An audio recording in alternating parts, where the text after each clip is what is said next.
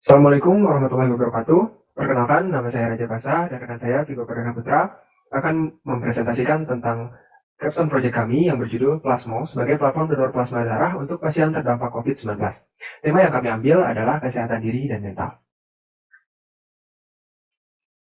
Ini adalah tim kami, saya sendiri Raja Pasa sebagai UI designer dan developer, dan rekan saya Vigo Perdana Putra, beliau sebagai developer. Kami berkolaborasi untuk membuat capstone project ini. Apa saja yang akan dibahas?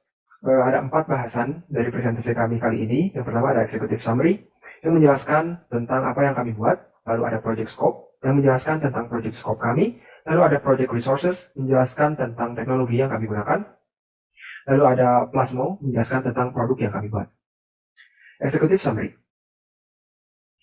Kami melihat bahwa banyak pasien terdampak COVID-19 yang kesulitan dalam menemukan plasma darah untuk pengobatannya. Kami berpikir alangkah indahnya jika pasien lebih mudah untuk mencari pendonor untuk plasma darah.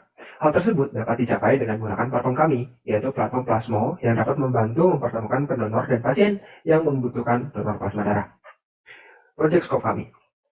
Project scope kami, yaitu platform yang kami buat ini ditujukan kepada para penduduk yang terkena dampak COVID-19 dan sedang membutuhkan plasma darah untuk kesembuhan mereka.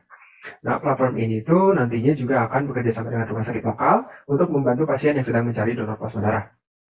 Pendonor yang sukarela untuk mendonorkan plasma darahnya akan kami berikan hotline serta alamat rumah sakit terdekat, sehingga untuk pendonor yang akan memberikan plasma darahnya akan diarahkan oleh platform untuk pergi ke rumah sakit tersebut.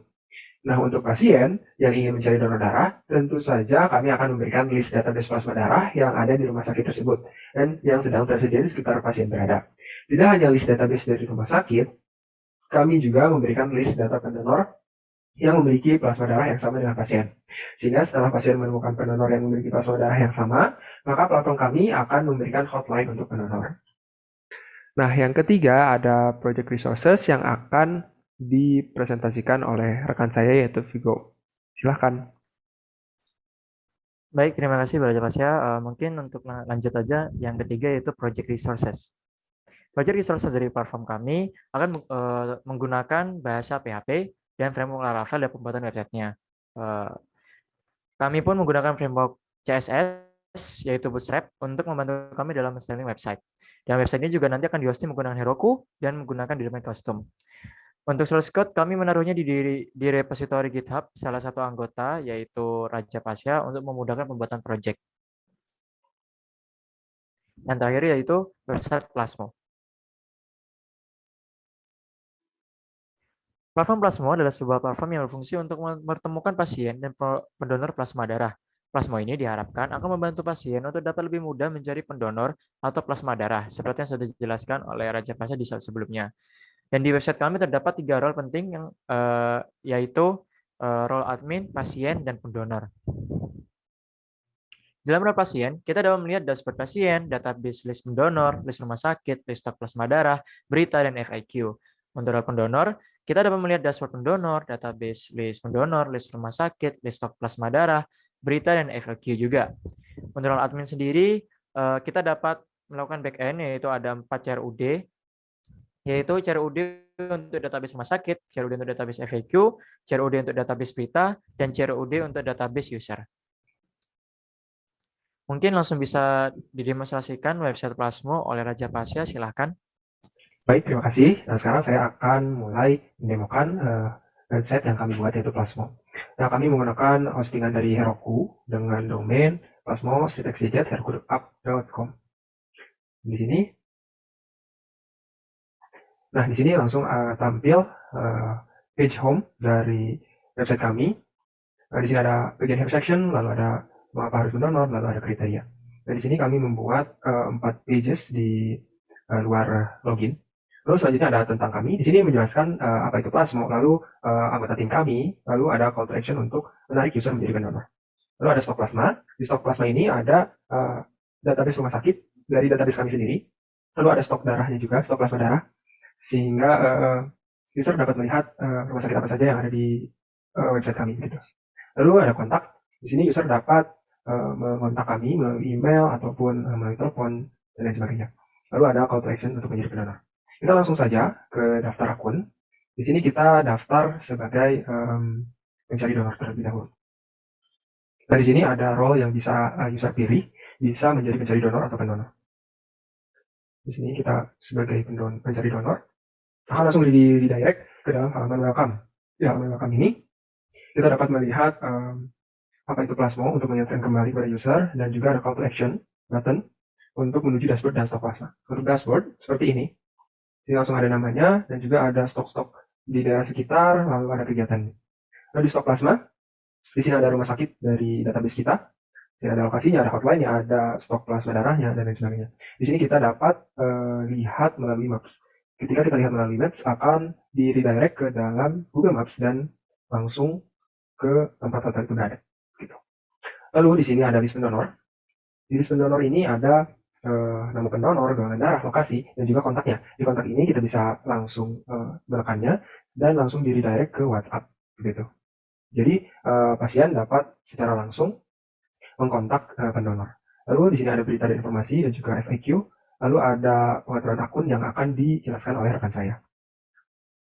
Mungkin sekian dari saya. Selanjutnya dilanjutkan oleh rekan saya.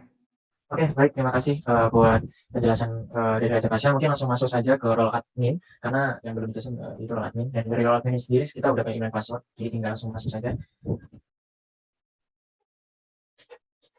Nah, di sini ada 3, ada yang bagian dashboard, ada user sama rumah sakit. Mungkin langsung aja ke user saja atau ke rumah sakit agar langsung ke backend. Nah, di sini backend sendiri ada 4 CRUD ya, ada CRUD user, rumah sakit, berita, serta FAQ.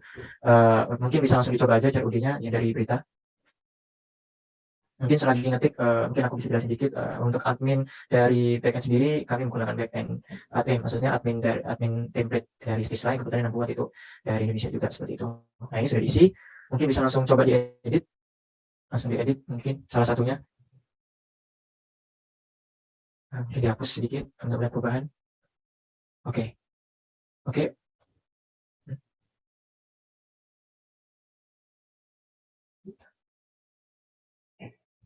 Kita coba di FAQ dulu. Ya, mungkin bisa di FAQ dulu. Kita coba edit.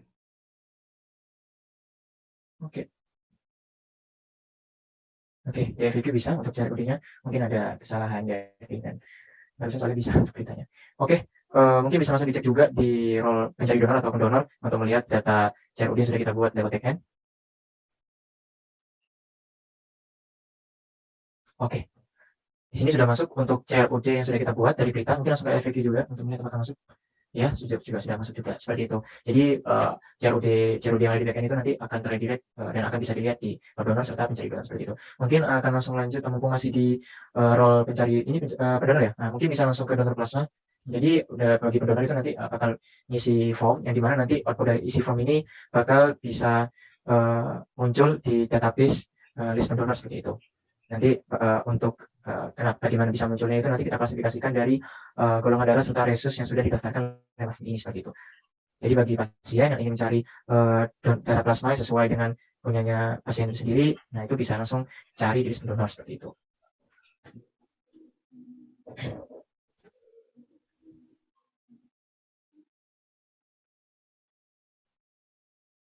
Oke, donor plasma. Nah, jadi udah masuk di daftar pendonor seperti itu. Mungkin lanjut ke fitur selanjutnya yaitu pengaturan akun. Jadi di pengaturan akun sendiri terdapat fitur-fitur untuk user sendiri, baik pendonor atau pencari donor. Jadi bila mereka ingin ganti foto atau ingin ganti password atau ganti email atau ganti nama lengkap, nomor telepon, usia, nah itu bisa disimpan perubahannya lewat pengaturan akun ini seperti itu. So, dari aku sudah cukup itu saja. Mungkin ada tambahan lagi dari Raja? Ya. Mungkin sekian dari kami, bisa langsung kita tutup aja. Oke, mungkin bisa langsung aku tutup aja. Baik, terima kasih buat para penonton yang mungkin melihat video ini, mungkin dari juri dari tim Decoding atau mungkin dari penonton lain yang mungkin tidak sengaja melihat video ini di YouTube kalian. Saya ucapkan terima kasih sudah menonton dari awal sampai akhir. Dan apabila ketika menonton terdapat kata-kata yang kurang berkenan atau misal menyakiti hati penonton, kami mohon maaf. Dan kami berharap buat website yang telah kami buat, yang sudah kami demonstrasikan barusan ini bisa berguna dan bermanfaat untuk masyarakat di luar sana, terutama masyarakat Indonesia yang sedang mengalami masalah pandemi COVID-19. Sekian dari demonstrasi atau presentasi dari kelompok kami. Kurang lebihnya mohon maaf. Wassalamualaikum warahmatullahi wabarakatuh.